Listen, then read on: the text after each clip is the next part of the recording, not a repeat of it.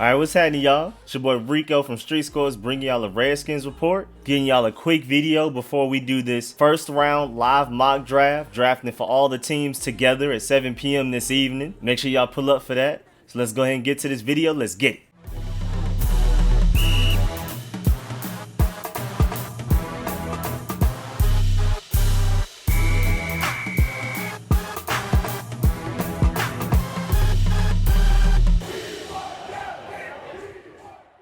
Alright, so first of all, the Redskins have begun to receive calls from teams interested in trading up to the number 2 overall pick in the first round, of course. They aren't intent on moving out, but teams are laying down the groundwork. So basically, people are hitting up the Redskins, and the Redskins don't necessarily want to trade down, but they are listening to calls and requests and entertaining trade possibilities. But it's obviously going to take a lot for the Redskins to move out of that second overall pick.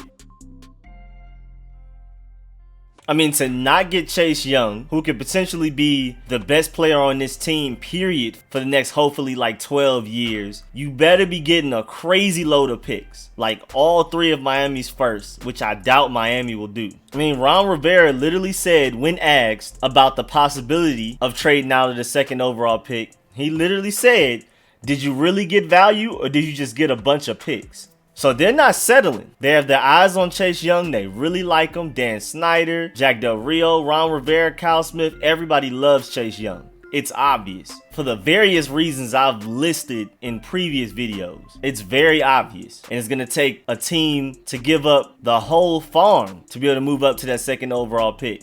And that's where the rift is. What the Redskins want to trade out of that second overall pick and what teams are willing to give up is just too much of a gap. And it's highly unlikely. But the Redskins are still listening. They're not shutting their ears off. They're not ignoring everybody. It's not like we're taking Chase Young no matter what. They're listening to calls. And if somebody comes with some record-breaking, unprecedented trade package, then the Redskins will consider it. But until then, you can pretty much just chalk it up as Chase Young going to the Redskins. I mean, Albert Breer, a trustworthy source, NFL analyst, he said, quote, "I had an old associate of Ron Rivera's tell me at the Combine to mark it down with a Sharpie that he'd take Chase Young with the second overall pick. 2 months later, what may have been a fait accompli from the start will be done." And for those of y'all who don't know, a fait accompli is a thing that has already happened or been decided before those affected hear about it, leaving them with no options but to accept it. So, because I was looking at the quote like, wait, what? What may have been a fait accompli from the start will be done? It looked like a typo, but that's what fait accompli means, which basically means even if Chase Young doesn't know it yet, he's going to be the pick. And that's coming from a source that has a trustworthy source that's very close to Ron Rivera, which isn't something to put your full 100% blinded trust into, but it does get me hype about getting Chase Young. And why am I so excited to get Chase Young? Well, Scott McCloughan, even though he didn't work out here, everywhere else he was a very successful talent evaluator and general manager. And Scott McCloughan said on the Team 980 that Chase Young is the best defensive end talent he has scouted in the 28 years of his career as a talent evaluator. And just a couple of days ago, Urban Meyer said that he's the best defensive prospect he's ever scouted and coached. And he just coached the Bosas.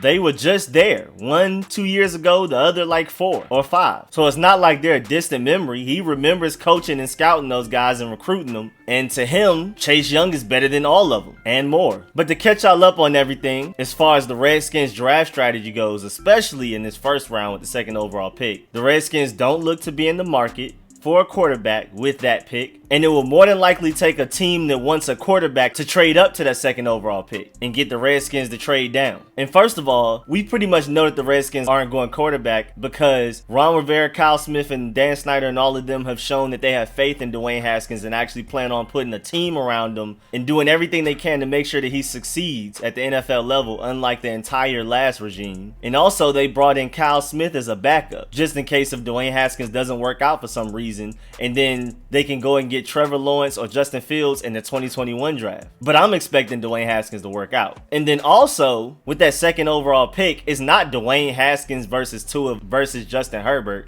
It's Dwayne Haskins and Chase Young versus Justin Herbert and Tua. Remember that. But Ron Rivera does want a second round pick one way or another but I highly doubt they give away that second overall pick in the first round to do it. They will more than likely try to trade a player away for that second round pick, which takes me to the next part of this video. As reported by Peter King of NBC, it is very likely for Trent Williams to get traded during the draft. And I could definitely see a scenario of that happening. More than likely won't happen in the first round, but if a team like the Vikings or the Jets or the Browns end up missing out on one of those tackles that they really like, then they may be willing to give up their second round pick for Trent Williams. I mean, there's even a quote from an anonymous NFL player that said, if Trent Williams, even at the age that he is, was available in this draft versus all of the other guys, who would you pick? And the guy basically said, of course I would take Trent Williams. Like, that's an easy answer. It's no competition. Trent Williams all day type of thing. So if people out there prefer Trent Williams over those guys, period, why wouldn't Trent Williams be worth a second round pick when those other guys are worth first? So don't be surprised if Trent Williams' draft value just suddenly skyrockets after the first round is over and there's still some tackle needy teams out there.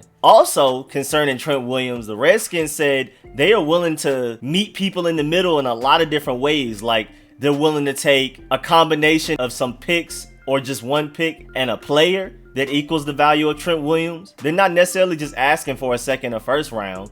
They'll take a pick or some picks and a player, or they'll take a later pick this draft and then take a higher pick in the next year's draft. Say like a fifth in this one and like a second or a first in the next year's draft. Something like that. The Redskins are very flexible, which also increases the chances of Trent Williams getting traded before this season even starts. But to me, the three most likely time frames when Trent Williams might get traded is, of course, this upcoming draft, especially day 2. Rounds 2 and 3. Also, training camp. If a very good tackle on another team ends up getting hurt, somebody may be willing to give up more for Trent Williams then than they are now, which will reopen his market. And then even if he's not traded by then, the trade deadline in October is when great veteran players' trade value is at its highest, period. The Redskins can get the most in return for trading away Trent Williams right before the trade deadline, even higher than they can get during the draft, even higher than they can get with an injury right before training camp. Depends on who it is during training camp though. But that trade deadline is when a great veteran player's draft value is like literally at its highest. There's going to be some teams that believe in themselves to make a playoff push or even a Super Bowl push, and they may not have those hopes. It may not be within reach before training camp, but right at that trade deadline in October, there may be a team that's like, wait, we can actually really do this. All we really need is just a Pro Bowl, all-pro talent at left tackle, and we're good to go. And the team may be willing to give up more in October than they are now. Actually, I'm willing to bet on it. But I definitely understand going ahead and getting rid of Trent Williams for whatever you can get that's of at least some good value now, so that his aura and bad vibes aren't in the building, causing a distraction moving forward. Ron Rivera only wants people on this team that are willing to put 110% into everything they can do to get the Redskins to be a successful franchise now and into the future. And Trent Williams does not meet that profile right now. But going back to Chase Young before I get up out of here, sorry to retrace my steps a little bit, but I did want to discuss trade down options. And really, it looks like Miami can be the only realistic option at trading down. And it would definitely have to be their 5th overall pick, and maybe even their 18th and maybe even their 25th overall pick, all first rounders. Mostly because Ron Rivera has said that he really wants an impactful player in this draft, like a blue chip, build your franchise around this guy type of player.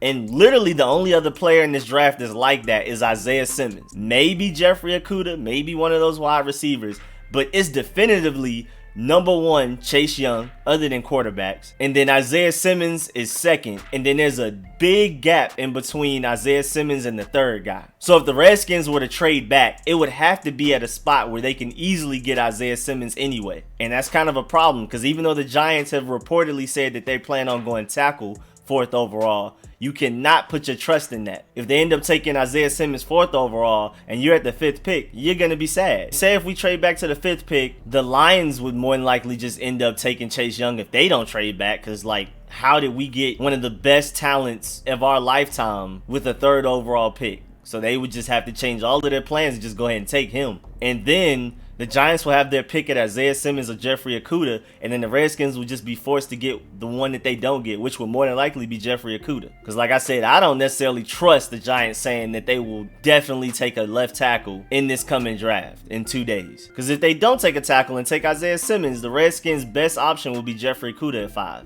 And he's great, but he's not a build your franchise around this guy type of talent. He's not Chase Young or Isaiah Simmons level of impact on the game. It's just hard to do that as a corner anyway. But then he's also just not Isaiah Simmons or Chase Young. And that would just completely defy everything Ron Rivera has preached these past few weeks, past couple of months really. He wants to get a player that he can build his franchise around this draft and then truly start his rebuild 2021 and be ready to start winning games. And having a bunch of average to good, maybe great guys doesn't do it. You're better off just getting the greatest player available at the second most impactful position in football, edge rusher, maybe even in all of sports, and keep it moving. And again, the biggest reason why I believe this won't happen is that the Redskins' asking price and what teams are willing to give up are just too far apart right now. I'm pretty sure Miami isn't willing to give up those 3 firsts. And then the Redskins, even with those 3 firsts, they may not be able to get Chase Young or Isaiah Simmons, so it may not even be worth it if the Dolphins offer all of those 3 firsts. So the gap is just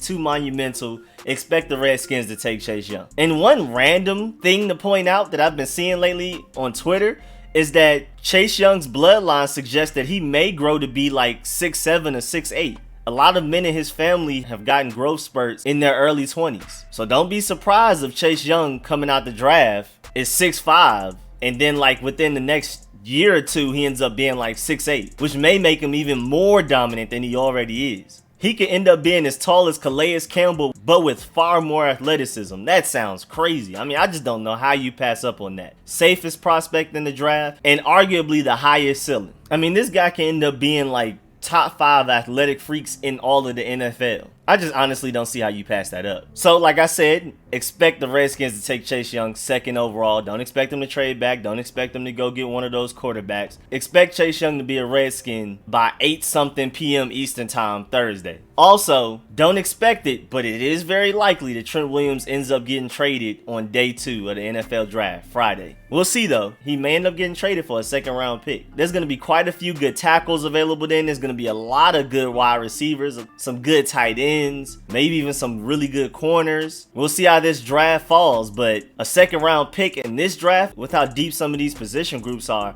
is like a premium. I mean, 2nd round picks in this draft have almost as much value as some 1st round picks in previous drafts, especially if we get it from a team that has a high 2nd round pick, somewhere in the top 10s of the 2nd round picks, somewhere in the 40 overalls. But that's it for this quick Redskin video. Thanks for the view. Please like the video if you learned anything. Please subscribe if you haven't. Infinite live streams every Sunday throughout the off season, and of course every Sunday, well, game day during the regular season, and hopefully the postseason, and of course the preseason also. Be there for my live stream later this evening, 7 p.m. We're going to do a mock draft all together for the entire 1st round for all the teams. I'm going to have it set up to where we can vote together to do it. And when in doubt, I'll be like the tiebreaker. If there's 2 or more prospects that have a tie in all of the votes from everybody, I'll just be the tiebreaker and pick somebody. And we're just going to use the Draft Network's mock draft system just because it looks the cleanest. It may not be the best one realistic wise and big board wise. That's up to opinion, but it's definitely the cleanest looking. Even though Pro Football Focus is also pretty nice. But yeah, man, make sure y'all tune in at 7 p.m. for that, the live stream. And I'll catch y'all later. I'm out.